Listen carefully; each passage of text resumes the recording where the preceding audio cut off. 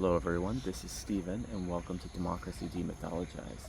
Today I'm talking with Dr. Albro, an anthropologist, and we're going to be talking about his research, his fieldwork in Bolivia.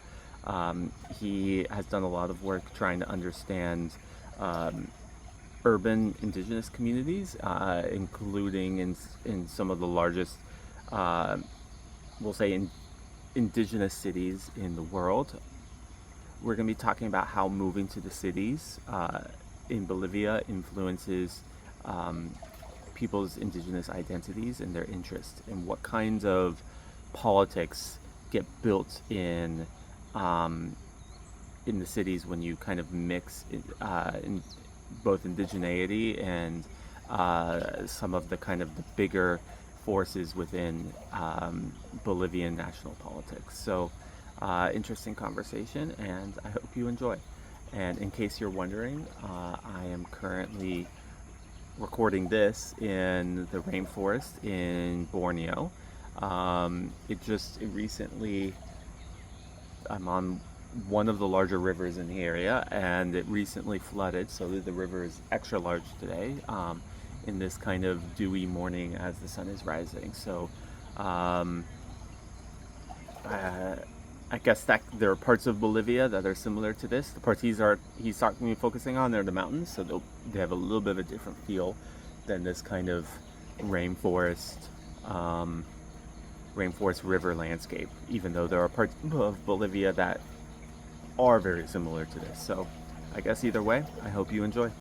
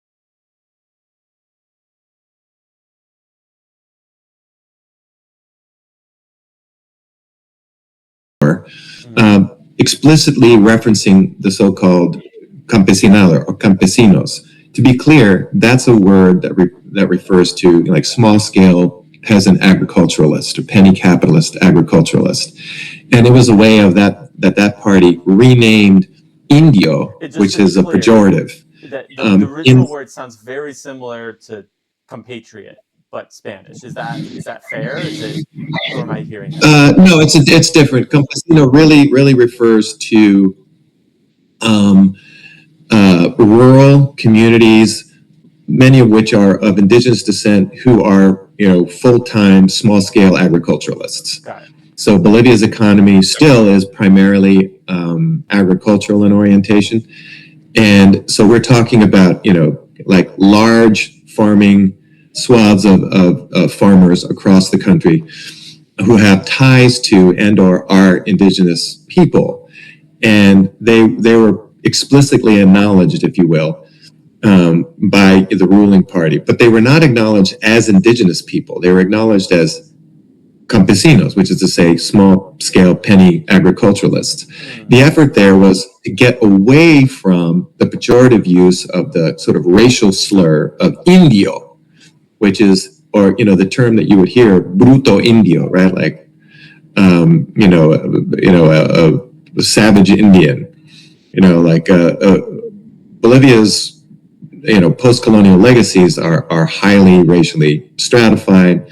It's a country with large unexamined racism, and one of the ways that's expressed is around systemic discrimination against its indigenous majority. And so much of the story of the emergence of indigenous political power is the effort to kind of address this long-standing second-class citizenship in the country. One step toward that was the official pronouncement about so-called campesinos, right, in the moment of the 1952 revolution. Associated with that was a 1953 agrarian reform, and that was an effort to restore to indigenous smallholders plots of land, but also communities.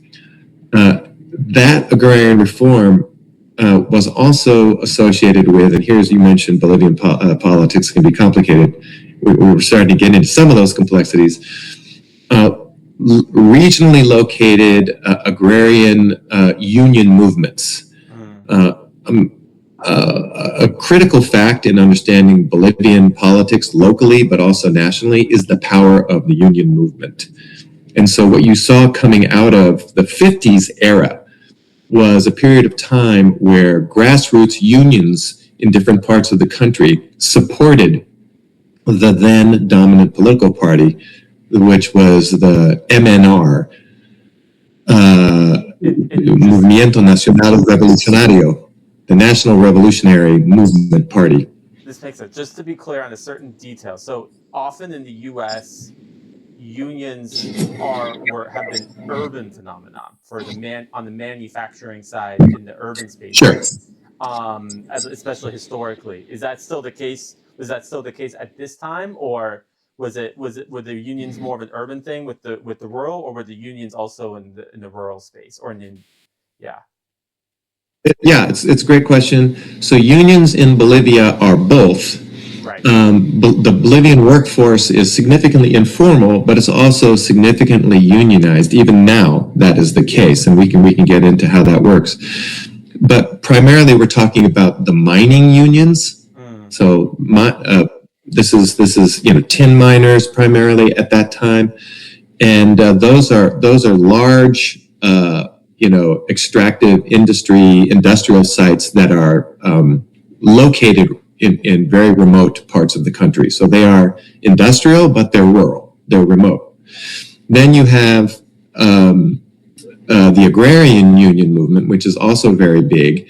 Those are largely also not urban, but the intimate relationship between cities and their immediate rural hinterland is one basic social reality of Bolivian urban life. And so even though we're talking about agrarian unions, they have access to, say, urban power centers. in many cases. And then we're also talking about various other, unions. In the case of Quillacollo, the city in the department of Cochabamba, it's a small city where I did most of my ethnographic work.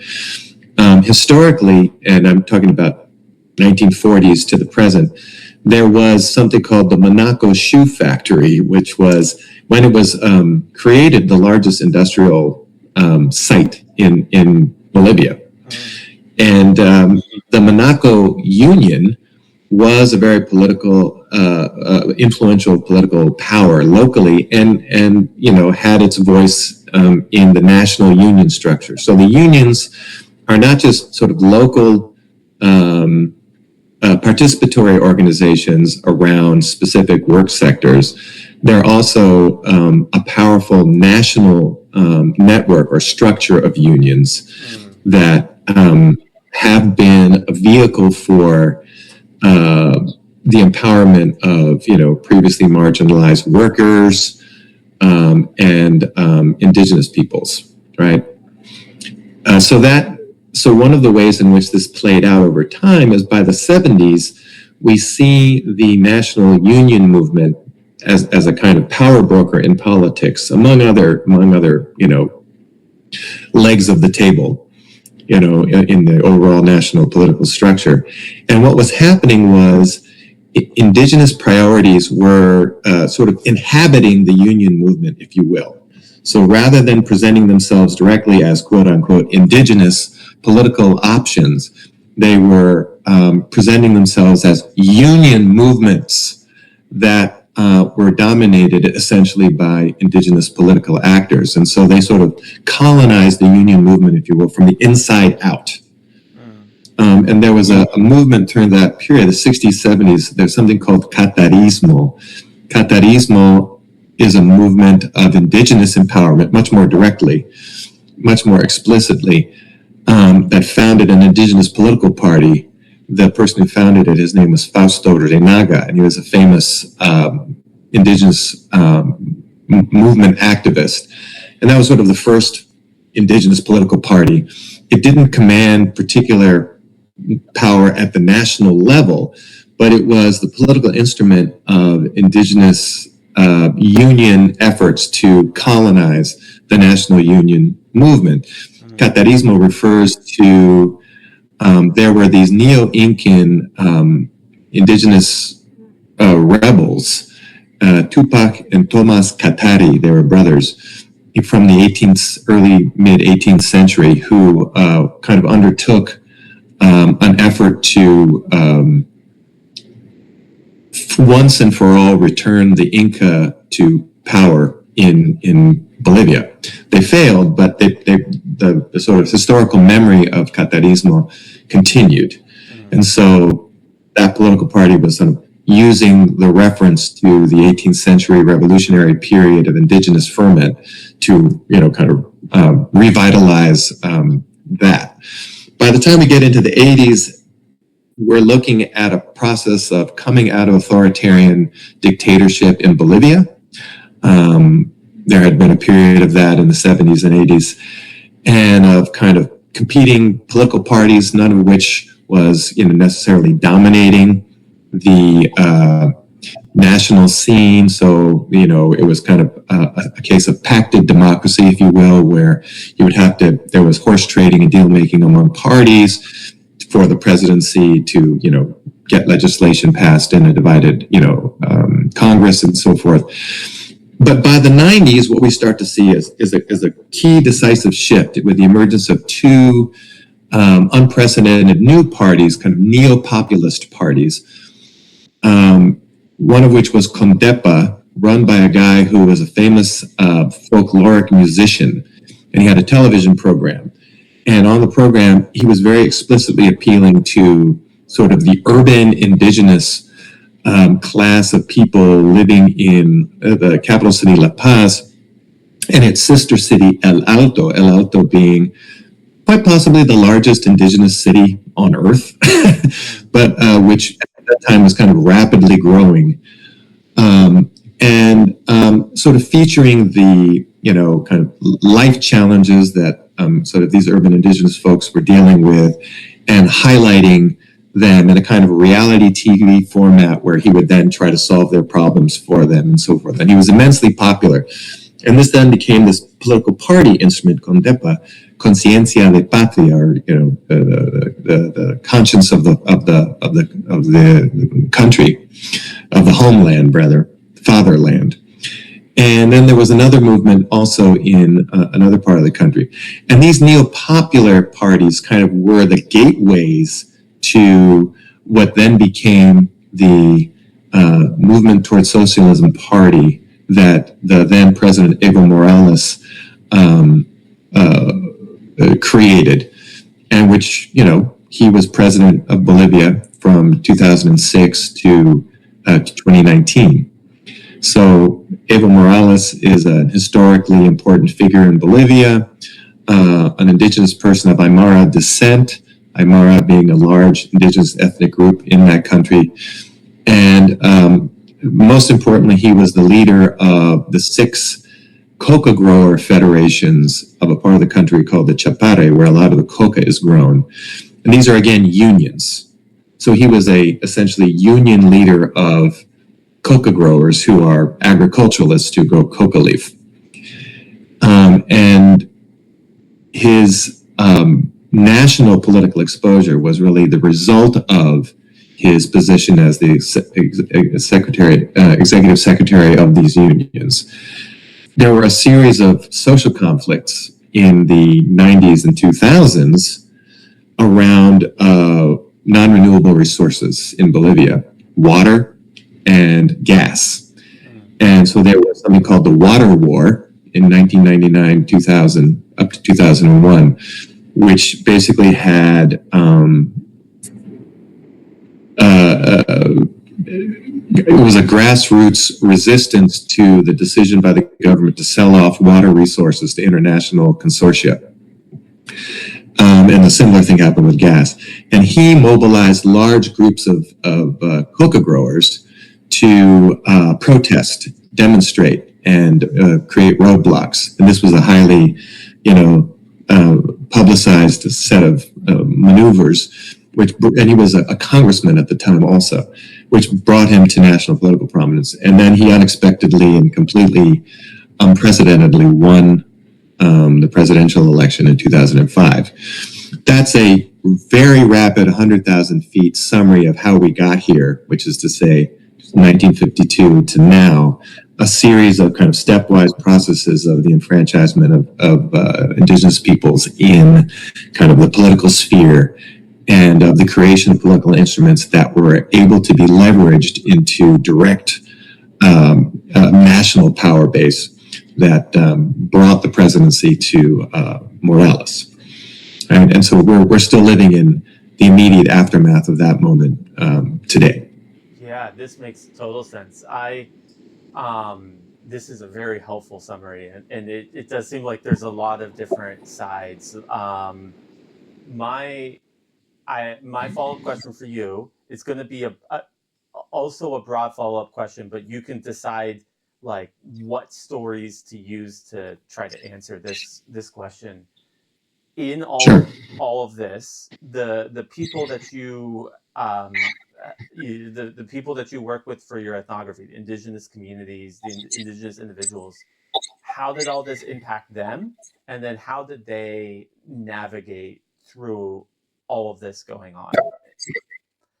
Yeah, it's a great question. I mean, one of the things that we often gloss and sort of lose the nuance about is the fact that when we talk about indigenous peoples in Bolivia, we're not talking about some kind of uniform ethnicity. We're talking about lots of different groups of people, geographically differently located, occupying different class positions, rural, urban, speaking different languages. So Bolivia, most generally, is a country where you have large numbers, millions of Spanish speakers, but also Quechua speakers, Quechua being the language that the Inca spoke, and Aymara speakers, which is distinct from Quechua, but if you don't speak either of those languages, they might sound similar. And then there's, a large number of Guarani speakers. Those are lowland people. most of whom we would expect to find in neighboring Paraguay, but a few 100,000 of which live in Bolivia, and so on. And so there's great linguistic and ethnic diversity. There's also big differences regionally. So the work that I did was in this boom town truck stop kind of a place called Quillacollo, which is on the Pan American Highway, 25 kilometers outside of the city of Cochabamba. The city of Cochabamba is now a city of a few million people. And so Quillacollo is in some respects a suburb thereof, or also kind of a dormitory city where people live and sleep in Quillacollo, but often work in the city. And so there's lots of multiplex ties between Quillacollo, which is a provincial seat, and the city of Cochabamba. So it's a very urban environment. It's not necessarily a pretty environment. The city is kind of ramshackle. There's lots of half-built structures. There's lots of commerce. There's lots of activity. It's very bustling. It's very colorful. It can be chaotic, and so on.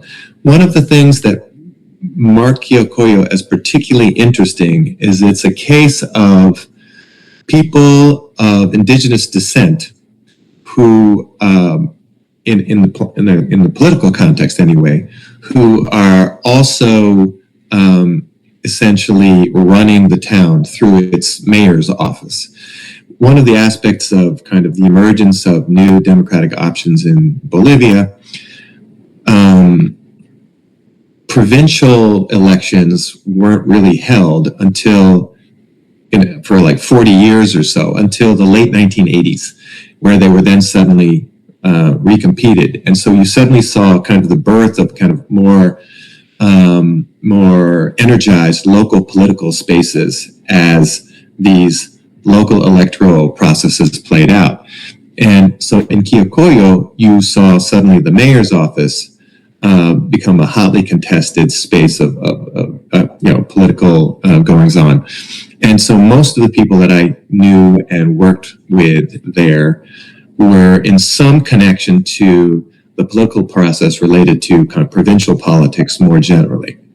Now, who are these people? Primarily, they are people de origen humilde, of humble origin. That's a phrase that people use in Spanish to describe folks who might have kind of an indigenous background or a campesino background, the background as a peasant agriculturalist, but who are now kind of living and working in the city, in this case, the small city of Quillacollo. Some of them might be lawyers, some of them might be market vendors, some of them might be small business owners, some of them might be farmers. They might own property, like milk farming is a big thing that happens in the immediate rural hinterland of Cochabamba. So they might own land, and usually we're looking at, cases of a very highly diversified household economy, like lots of people doing lots of different things that taken together allow them to make a living. And for these people to be effective in their, economic life, but also in their political life, they have to maintain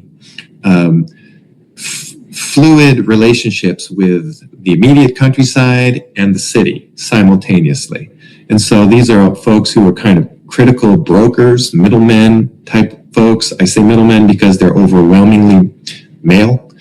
One of the aspects of Bolivian politics that percolates down to the most local level is that it's very, male dominated. There are obviously some women who operate in the political space, but it's mostly men. And they have often backstories of extreme poverty, and they are often migrants. So many of them are maybe not local to Quillacollo, but coming from a nearby rural hinterland, rural area. Their parents were maybe monolingual, Quechua-speaking, peasant agriculturalists. And we would want to differentiate this from other parts of Bolivia where you have much more cohesive, still intact, let's call them indigenous communities, collective polities that still use different aspects of what we might view as, pre-Columbian, pre-colonial, social and cultural and political and ethnic and kinship-based organization. There's a term, Ayllu, which is a Quechua term to describe a certain kind of polity that was widespread across the Andes, including in Bolivia. And there are still Ayllus in which we find people living, but not in this part of Bolivia. In this part of Bolivia, we're talking about these peasant agricultural unions. And I had mentioned the 1952 revolution. One of the things about this area that was remarkable is there was a very powerful agricultural union movement in specifically this region, this provincial area, that was a power center for the politics of the political party that kind of dominated the 50s and 60s. And that union movement was really the sort of organizational underpinnings of kind of the modern politics that kicked back into gear in the 80s, 90s, into the 2000s in this area. Now, are these indigenous people? Yes. Are they the way we would understand them in kind of conventional terms? Probably not. Are they other things as well? Yes. So, one of the ways that made them effective as political operators was their ability to utilize things like the Quechua language, their mastery of cultural and other idioms coming from, kind of an indigenous life ways as those were practiced in this part of Bolivia, which looks a lot different from other parts of Bolivia. And translating all of that into an urban context. I mean, everyone that lives in Quillacollo is bilingual, trilingual, Quechua, Aymara, Spanish. And so, most people speak some version of a Quechuanol, like a Quechua Spanish kind of mixture, which is very common. And a lot of these folks were very fluent practitioners of this urban variant of kind of humble origins.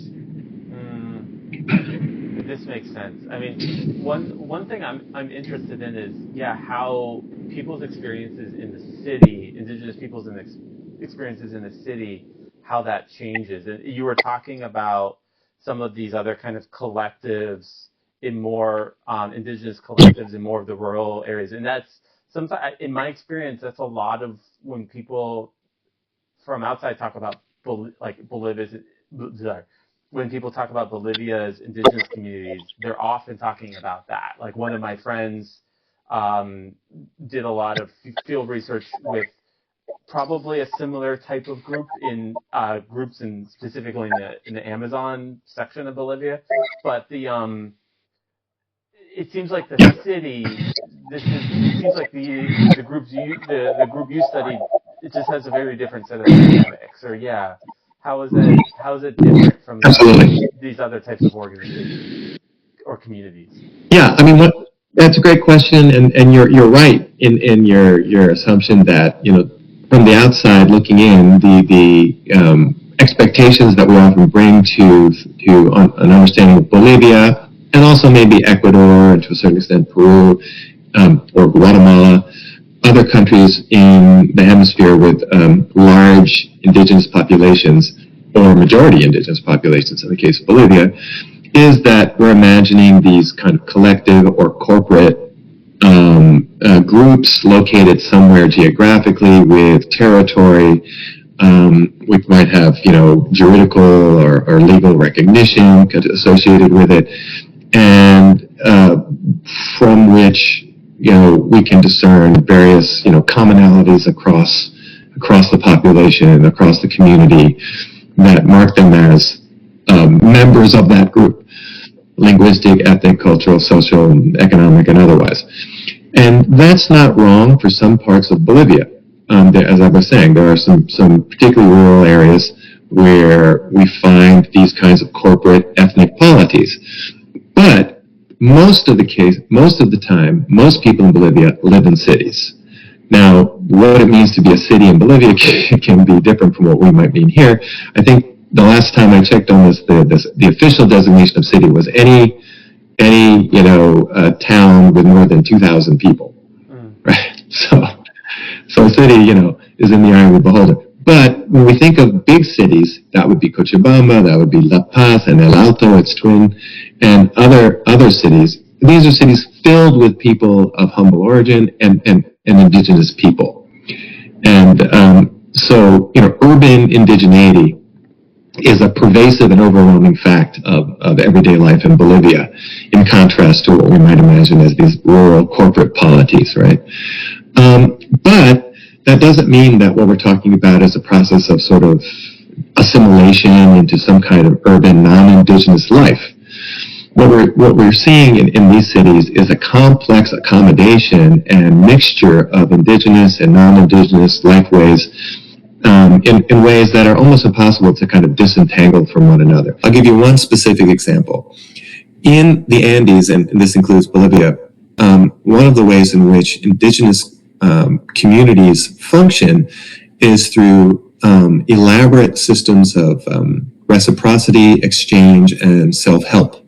And there are terms that we can mention that refer to all of the various ways in which people are socially obligated to one another.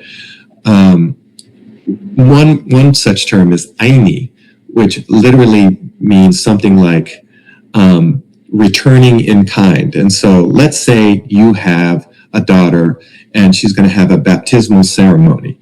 And so you have to put on a small celebration to mark that ceremony, which means you have to provide food for guests. You have to have chicha, which is a ubiquitous Andean alcoholic beverage that you find everywhere in Bolivia.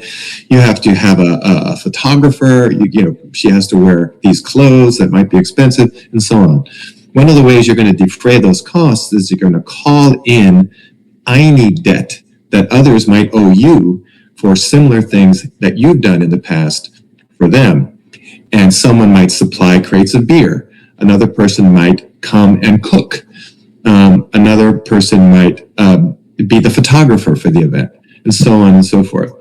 And so this is called aini. It's mutual self-help.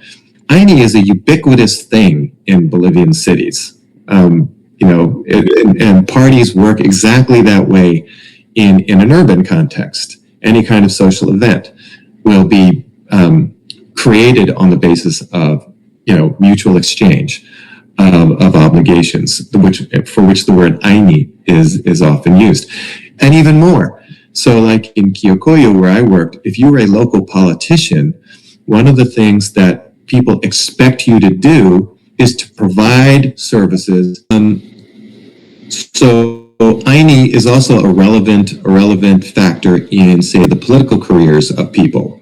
So people build their political careers locally in urban context on the basis of kind of the deft utilization of aini. And so if you're a politician, a local political figure in a provincial town like Quillacollo, people who live there expect you to demonstrate that kind of generosity of exchange that we talk about in the spirit of aini. And that takes the form of services and good works. When, for example, I remember many occasions when for the municipality, and it's going to, be part of, building, paving roads or something in the town, right? And when that truck is purchased, there'll be a celebration called a chaya to the Pachamama, which is a sort of Andean telluric earth deity. And you take some chicha and you throw it on the ground to feed the Pachamama, which is an act of reciprocity. And the mayor of the town will organize such an event, a chaya, to inaugurate the truck.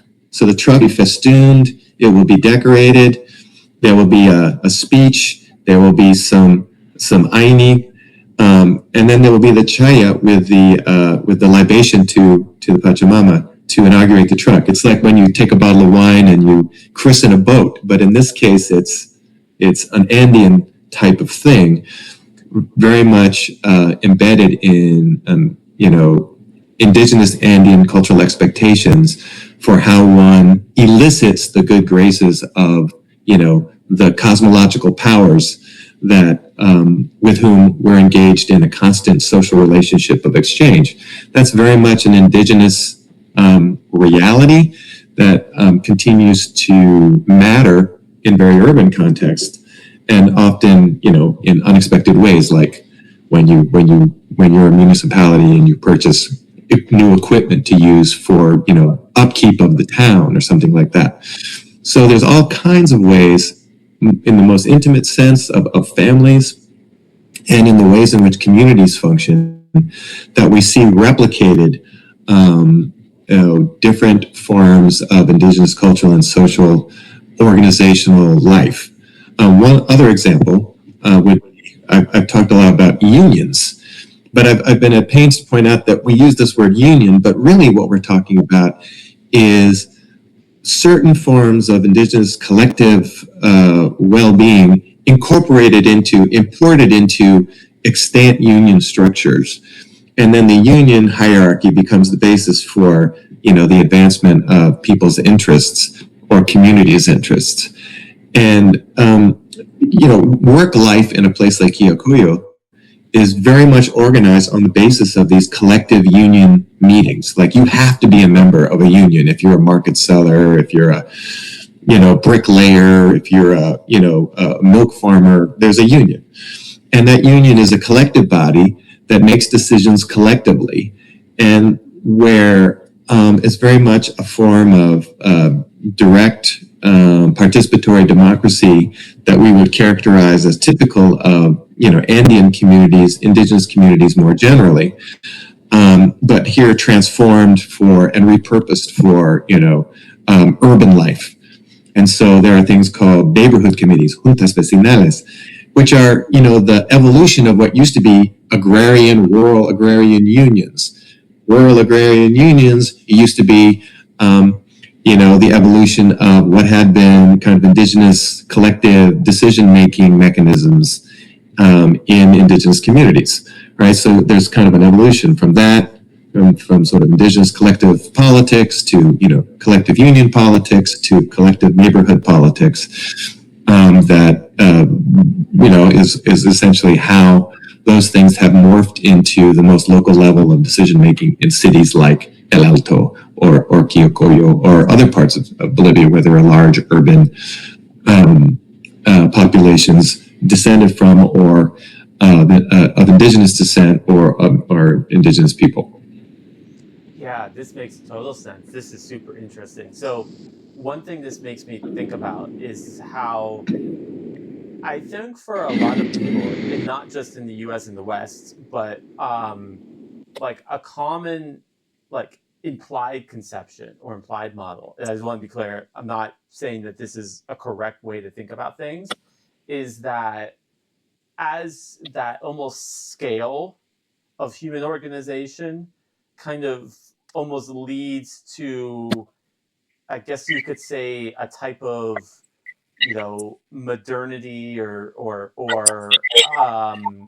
bureaucracy or secularization, or like and that happens in cities. That in the cities there's more of a drive of like, you can't do all this. The city just has to buy bunches of trucks because there's tens of thousands of people, hundreds of thousands of people, there's millions of people, and the amount of infrastructure you need that encourages different ways of thinking about it that can rationalize the process. And I just want to be clear, like, this isn't, I think, a correct model, but I think this is a lot of people's like implied model, because they're used to thinking that kind of, I mean, cities do have scale. Like, when humans organize with a large number of people, that does change. That scale changes how people have to approach things on some level. But that scaling inevitably leads to some of the type of like modern or things that we might associate with modernity. And there's so much. There could be so much to unpack there. It's not like these Bolivian people are any less modern, but in that concept of modern, they would be. There's a fault to that concept of modern as modernity as well. But this is something I was thinking about with what you were saying. It seems like they're still, in addition to kind of reciprocity with the deities or the deity, kind of the ritual to give to the earth. There's also intense like reciprocity with, there's an expectation that this person contributes, that this person, yeah, I just find this super interesting, I guess. You know, Yeah. One way to think about it is how these various ways of, say, doing local politics, just to stick with that framework for a second, get mixed up. And I want to avoid using words like syncretic or something like that, but where they're all working together. So what I've just described in terms of, kind of reciprocity, also very much as part of what we would otherwise call like patron-client relations and clientelism more generally. So there's a sort of, let's call it more modern idiom of the sort of informal politics behind the administrative and bureaucratic face of, say, local governance that we would recognize in the United States as well as fairly commonplace. I think of, the Daley administration in Chicago in the 60s, and Richard Daley was, of course, the kingmaker. We suspect he was responsible for Kennedy's presidential run, and the Daley administration was a very effective and very powerful and nationally influential political machine, and that political machine ran on patron-client relations. If you were in the Daley administration machine, it was because you knew somebody and, they gave you a job. And, hey, what I'm talking about, hey, I'll talk to somebody and they'll talk to you. And, my college roommate's grandmother would always talk fondly, who lived on the south side of Chicago, would always talk fondly about the Pullman Company, which worked with the trains. And those were all union jobs. And those jobs were all given by patrons to clients who voted the right way, in this case, Democrat, and for Daley and so on, right? So this kind of machine politics, this is also what we're talking about in places like Bolivia.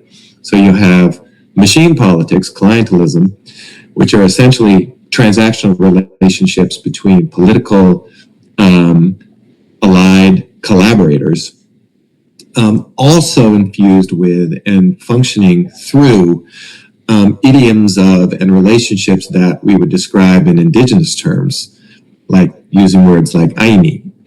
They're also patron-client ties.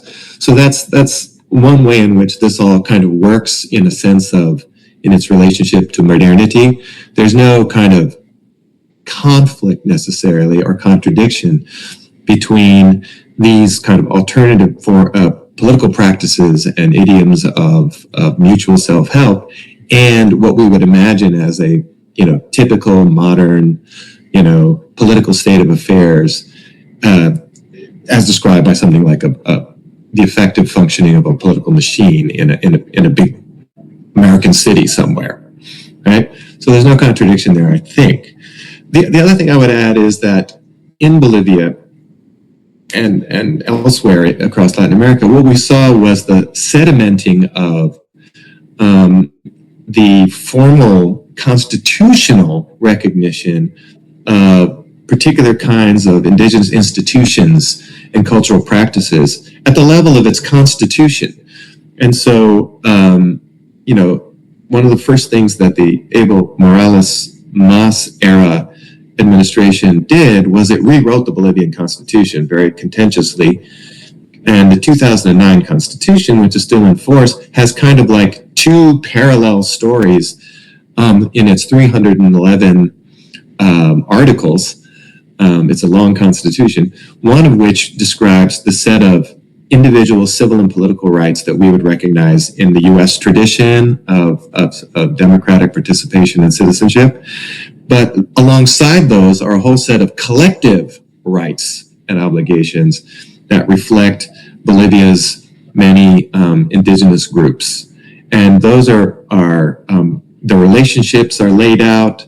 They're when one is applied and the other is not, is specified. And so it created much more space of autonomy in a legal and constitutional sense for the ways ways that indigenous communities in particular conducted their own internal affairs and shored up and elevated the importance of those collective identities, social and cultural identities, as a part and parcel of, what Bolivia's multicultural democracy looks like nowadays, right? And so those rights and obligations also play out in how people sort of organize their claims upon the state at all levels, national, departmental, down to, mayor's offices in big cities and smaller cities. So you have that as well, right? You have that plural legal tradition as articulated by the kind of constitutional mandate that creates a much more plurinational understanding of citizens' participation in the state. That's very interesting. So one question I have is the patron-client clientism. To what extent? Yeah. So, like, some narratives I've heard about this, and sometimes, because there can be other parts of the world that have forms of clientism, like you said, it's Chicago. There have been other cities, like New York City has had its machines, political machines. Absolutely. But in Bolivia, some narratives I'll hear basically situate it as like as ways as like kind of originating practices before colonialism, in some kind of like this is Bolivian culture in some kind of sense of that, like some kind of that, and then other narratives I'll hear basically describe it as some of the clientism we've seen in the last several decades as really having an antecedent in colonialism, and how that shapes politics. Like, what do you think? Like, where do you think the clientism comes from? So there's a few different moving parts as I see it. One is we have to understand sort of the economic realities of everyday life in a country like Bolivia. Bolivia is amongst the poorest countries in this hemisphere. I think it's the second poorest after Haiti, which is quite remarkable. And, it has poverty indices that are comparable to various sub-Saharan African countries. So we're really talking about people who often are, in the everyday sense, struggling to make ends meet. The Morales era was well known for its relative success in moving a great many people out of poverty or extreme poverty into the middle class. There has been some backsliding there as the extractive boom ended and the resources to do that from the state diminished, and the government found itself unable in many ways to continue to support at the same level a lot of the sort of social safety net legislation that it had put in place at that time. That being said, the point I want to make is that many Bolivians live with at least one foot in what we would generously call the informal economy. Because when you don't have an economy a formal economy that can support you in a job, you have to do whatever. And so I mentioned earlier that a lot of families have this very a diversified family economy. And that means that, you have the father and the mother, and often many of the older children are all working, doing various different things. And only together does it kind of add up to, kind of the, a living wage or a surviving, kind of level of economic income. So when you have people working in the informal economy, a lot of the ways in which that economy operates utilizes, let's call it, these informal social mechanisms of exchange and mutual support, right? So there's one way in which a lot of these institutions, cultural traditions, they are responsive to and addressing often circumstances of extreme impoverishment, at a family level or at a community level. as ways to work outside the system to survive and to thrive. So that explains sort of one of the ways in which they continue to matter to people and why that happens. When economists, say from North America or something, look at people living in that context, they often don't count that toward kind of the economic productivity of the country, let's say, right? Or it's seen as corruption. And I think that's a very important thing. So things that happen outside the formal economic system are often seen as, maybe illegal or skirting legality, bribes or something like that. Well, and just to be clear, bribery is the thing in Bolivia, but it also needs to be understood as part and parcel and an extension of sort of these informal relationships that people build up with one another, which are premised upon kind of often the exchange of goods and services, right? So, and this is all happening outside, let's say, the formal cash economy. And so since that is happening, it's often seen as corruption. If it's seen as corruption, it's often understood as somehow an expression of the immaturity of the democratic institutions of the society in which those forms of those cultural practices and institutions are found, right?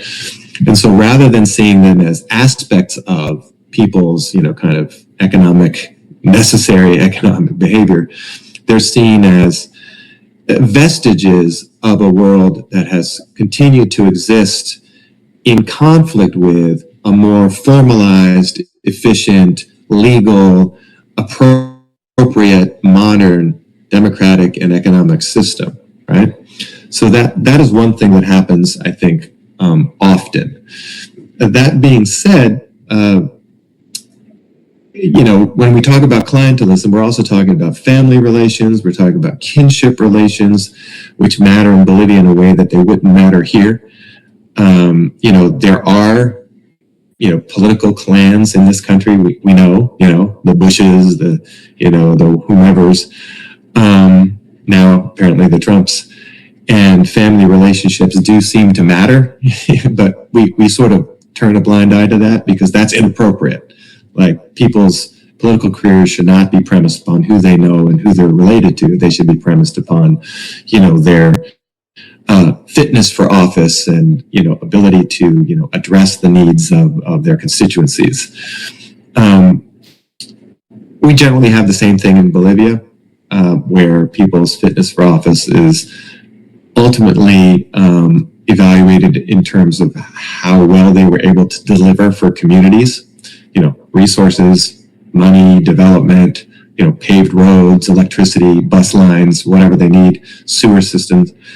But also, of course, their careers are, complexly embedded in systems of social and cultural expectations around which a lot of this sort of informal political behavior is very much characteristic. So, colonial, post-colonial, Bolivia fits into one of these countries that is often classified as like an alternative democratic system, particularly with its, set of collective rights and obligations as enshrined in the 2009 Constitution and so forth, like a multicultural or plurinational democratic system. Some political theorists would see that as not quite, having reached the level of mature democracy because still empowering things like kinship, which have no business in a rational democratic system. But I think what we are talking about here is a too narrow definition of the ways in which kind of democratic practices might work.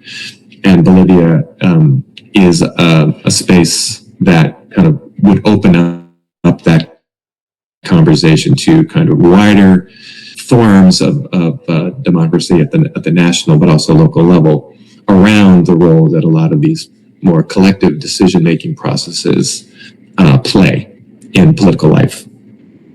Yeah, this makes total sense. This is helpful. So that what you're saying actually it connects to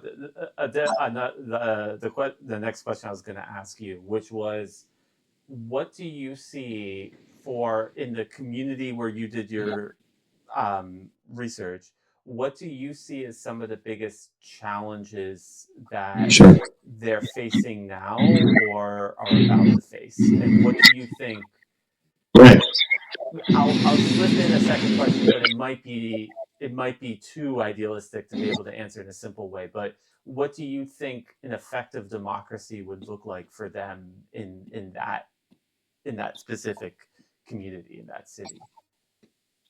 Yeah, that's a great question. And I think there's a real distinction that we have to draw in for Bolivia in particular between, let's call them, national politics and local politics. Mm-hmm. So nationally,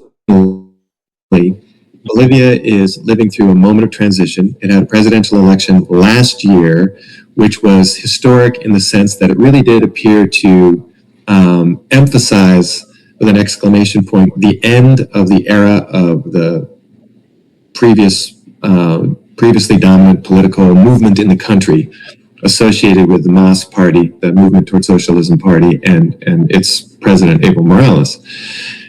And the new president is not of indigenous descent and has restored kind of what had long been kind of acrimonious non-relations with, the United States, and is proceeding with very necessary economic reforms. Bolivia's economy has experienced an extreme contraction and one might say collapse in the last year plus. And so there's like real work to be done at the national level to restore, a viable export economy, to generate wealth, at the national level, and restore, reasonable levels of inflation, and all of those kinds of things. At the local level, and I would just add one last thing there, there's tremendous disenchantment among ordinary Bolivians with the national political process at this point. Really just a sense that things have taken a turn for the worst, that there's really little faith in that national politicians can solve people's problems, and or that they aren't corrupt, and or are just interested in maintaining themselves in power, and so on and so forth. So a lot of bitterness, a lot of disinterest in politics as usual, and so on. At the local level, the problems are all much more immediate and practical. And so we're really talking about the many corners of Bolivia that lack very basic and adequate levels of infrastructure development. So it's always going to be about things like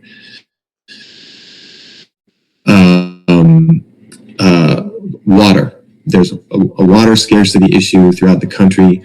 Water is often a political football that matters tremendously. People often don't have reliable water, and the cost of the public water system is kind of going up. That people don't really have the resources to pay. All kinds of problems there. Bolivia is a landlocked country. It doesn't have large aquifers. This is going to be a serious challenge, particularly with glacial melt in the Andes, from which historically a lot of water has been taken to provide adequate needs of like large urban agglomerations. So that's the kind of problem that people are most interested in. There's plenty of venality and corruption in local politics, and people often also are increasingly disinclined to have to believe in the idea that someone is a good faith actor. Embezzlement is a problem, as it is in many places. But what people are most interested in is things like reliability of water, reliability of electricity, trash pickup, access to their places of work. So you have to have reliable public transportation, bus lines, and things of this nature. Affordability. Everything costs more than the money that people have to pay. And so these are the things that in the local political sphere tend to dominate. You know, in Quillacollo, where I worked, for example, the person who was mayor of that city when I lived there, so this is in the mid 1990s, is now currently also the mayor of that city. There have been a bunch of other people in between then and now, but the fact that he's mayor again is largely the result of the influence of his family, his political connections, the local political machine that he commands. And, you know, people have heard this record before, you know, so there's a little bit of a broken record problem. You know, why is this guy mayor still, you know, and so on. And it can be demoralizing for people who are just trying to get through the day and live their lives. You know, if you want to have a job, you might need to, you pay all the necessary bribes to be, you know, that school teacher at that high school. That kind of thing is really kind of an onerous burden for folks. So you have all of those kinds of problems on top of all of the, you know, getting through the day, you know, with, you know, food on the table kind of problems. And it can make life very hard. And so those tend to be the issues that spur political conflict locally. Like one quick example, just to kind of inject a note of immediacy there. So in Quillacollo, there's a community of so-called comerciantes minoristas, you know, small-scale shop owners, but who often many of whom are really just people who have a kiosk, like a street kiosk, and it can be haphazard, and the kiosks pop up all over the place. They can impede, you know, traffic flow and, you know, get in people's way. But a lot of these kiosks are run by are for agricultural goods. So people buy all of their basic produce from these kinds of places. They don't go to a supermarket. There's no supermarket. And so there's an annual patronal fiesta in this town, which is a very important event that has actually national exposure. When it's happening, it's total chaos for several weeks. I mean, it's crazy. And what often happens is the mayor's office will insist that the kiosk owners move their kiosks to a marginal area on the outskirts of town, so as not to interfere with all of the people who are like coming, the influx of folks coming for this fiesta. And that always causes a huge conflict, because the people whose kiosks that's when they make a lot of their money, like for the year, right? So telling them to move is like a big problem from their point of view. And there are often riots and such over this kind of thing. And the people who own the kiosks are often de origen humilde. They're usually indigenous women or women of indigenous origin. We call them cholas, market women, and they're like well-known figures. And, you know, they wear a particular costume and so on. And so there's even a kind of an ethnic component to this conflict. But these are the kinds of local conflicts that are typical of the kind of local politics in places like Quillacollo, El Alto, etc. Yeah, this makes total sense. Wait, so who won? Like, did they end up having to move, or did they get to keep their stalls in the place where I was? So it varies from year to year. It depends. This is a constant issue. It's a new battle. So there's a building that's kind of like the market building, right? It's an open air market structure. And so throughout the year, you know, the sort of informal market economy of the town is sort of focused on that marketplace building, and then, you know, kind of the immediate streets around it, you know, where they spill out. If you've ever been to, you know, like a Latin American city of any size, there's an informal market district where it's all kiosks, and you can buy anything there, from food to, a circuit regulator or shoes if you want, you know, just anything. And so they have that approach. A lot of these too. Yeah, sure. It's absolutely not unique to Latin America, of course. So it's this informal market space where, you know, people are running their small businesses, if you will, out of these kiosks, and a lot of them are supplied by connections they have with family members or others who live in the rural hinterland, not far, but outside of the city, who grow vegetables or do whatever, and then that they import them, and then these are the people who then sell them and so forth, and it's a whole network of relationships of market of growers and transporters and sellers and so on. So sometimes they strike or they riot and they get their way. Like, we don't want to cause a scene. Okay, you can stay where you are. Other times they don't, and they're moved, and they have to relocate. So it just varies from year to year. It's not altogether predictable what the outcome of that will be, but that's a typical kind of local political conflict that you would expect to see. In a place like Quillacollo. Yeah, this makes total sense. Yeah, I mean, this is very helpful to understand. It's a very interesting sets of dynamics. I guess thanks for walking us through. I guess well, thanks for walking us through all of it.